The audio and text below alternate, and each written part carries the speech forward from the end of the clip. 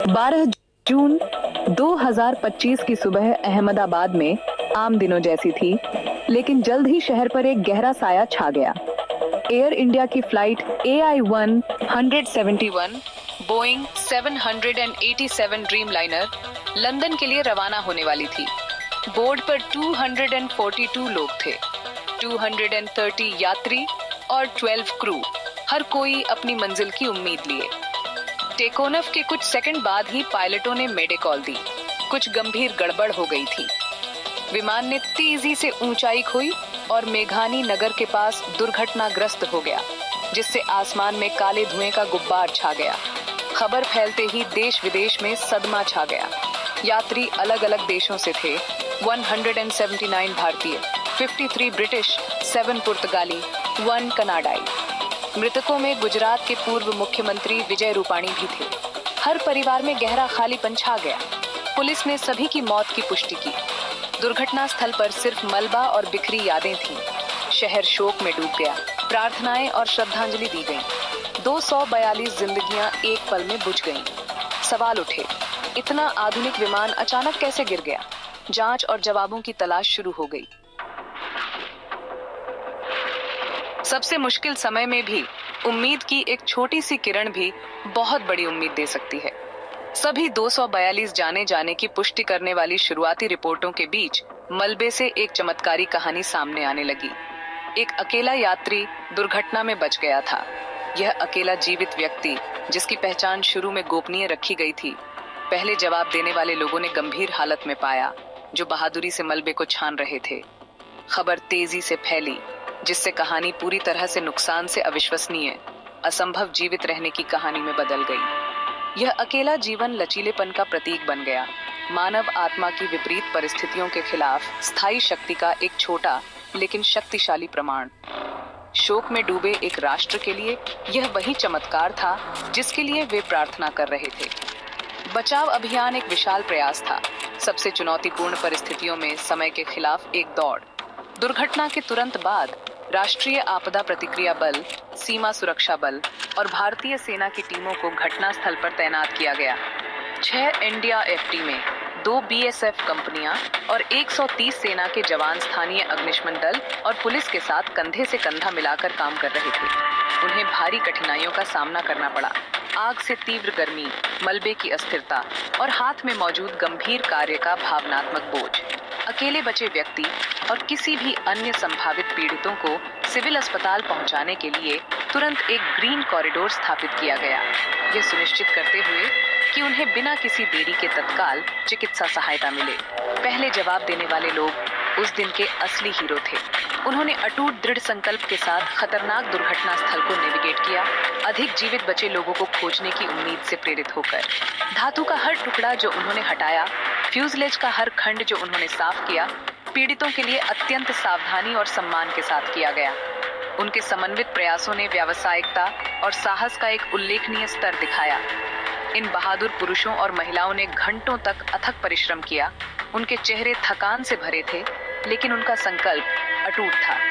वे पूर्ण विनाश के दृश्य में एक आरामदायक उपस्थिति थे, जो अत्यधिक संकट के समय दूसरों की मदद करने और उनकी रक्षा करने की मानवता की प्रवृत्ति का सबसे अच्छा प्रतिनिधित्व करते थे। अकेले बचे व्यक्ति की कहानी, हालांकि चमत्कारी थी, ने त्रासदी के विशाल पैमाने को भी उजागर किया। जबकि एक व्यक्ति जीवन से चिपका रहा, अन्य 241 जीवित नहीं बचे। यह कठोर वास्तविकता बचाव टीमों और राष्ट्र के लिए एक भारी बोझ थी। जीवित बचे व्यक्ति की ठीक होने की यात्रा लंबी और कठिन होगी, शारीरिक और भावनात्मक दोनों चुनौतियों से भरा एक रास्ता। फिर भी उनके जीवित रहने ने सामूहिक प्रार्थना और समर्थन के लिए एक केंद्र बिंदु प्रदान किया।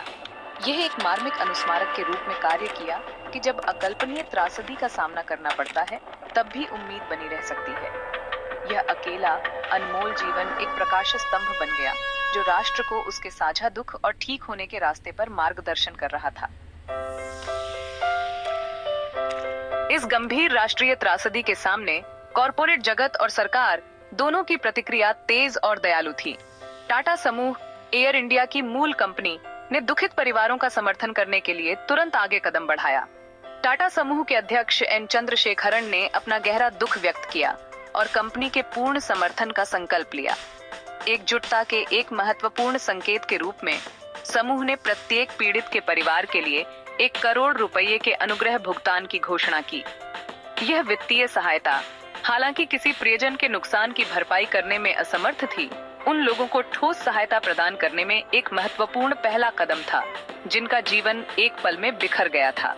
ये एक स्पष्ट संदेश था कि उन्हें अकेले अपने दुख का सामना करने के लिए नहीं छोड़ा जाएगा। सरकार की प्रतिक्रिया भी उतनी ही मजबूत और निर्णायक थी। प्रधानमंत्री नरेंद्र मोदी, गृह मंत्री अमित शाह और नागरिक उड्डयन मंत्री राम मोहन नायडू ने स्थिति की निगरानी का व्यक्तिगत प्रभार लिया।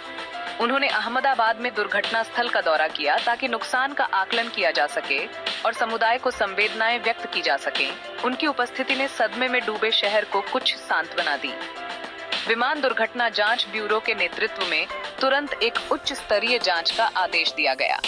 सरकार की प्राथमिकता स्पष्ट थी: आपदा के पीछे की सच्चाई का पता लगाना, उससे सीखना और यह सुनिश्चित करना कि ऐसी त्रासदी फिर कभी न हो। हवाई सुरक्षा में जनता का विश्वास बहाल करने के लिए एक पारदर्शी और गहन जांच के प्रति यह प्रतिबद्धता महत्वपूर्ण थी। पीड़ितों के परिवारों की सहायता के लिए तुरंत एक व्यापक सहायता प्रणाली स्थापित की गई। एयर इंडिया ने दिल्ली और मुंबई से विशेष राहत उड़ानों की व्यवस्था की ताकि रिश्तेदारों को अहमदाबाद लाया जा सके। एक असंभव रूप से कठिन समय के दौरान लॉजिस्टिक्स बाधाओं को दूर किया जा सके। भारत और विदेशों में परिवारों को महत्वपूर्ण जानकारी और सहायता प्रदान करने के लिए कई हेल्पलाइन सक्रिय की गई। दुर्घटना में मारे गए ब्रिटिश, पुर्तगाली और कनाडाई नागरिकों के परिवारों के लिए वाणिज्य दूतावास सेवाओं का समन्वय किया गया। ये उपाय एक समन्वित बहु एजेंसी प्रयास का प्रमाण थे, जिसे शोक संतप्तों के चारों ओर देखभाल का एक नेटवर्क बनाने के लिए डिजाइन किया गया था। यह सुनिश्चित करते हुए कि उनके पास पहचान और शोक की दर्दनाक प्रक्रिया को नेविगेट करने के लिए आवश्यक संसाधन और जानकारी थी। इस त्रासदी ने अंतर्राष्ट्रीय सहानुभूति और समर्थन का भी एक बड़ा प्रदर्शन किया। दुनिया भर के नेताओं, जिनमें यूके के प्रधानमंत्री कीर स्टारमर, रूसी राष्ट्रपति व्लादिमीर पुतिन और पाकिस्तानी प्रधानमंत्री शहबाज शरीफ शामिल थे, ने संवेदना संदेश भेजे। इस वैश्विक प्रतिक्रिया ने मानवता की साझा भावना को रेखांकित किया, जो नुकसान के समय सीमाओं को पार करती है।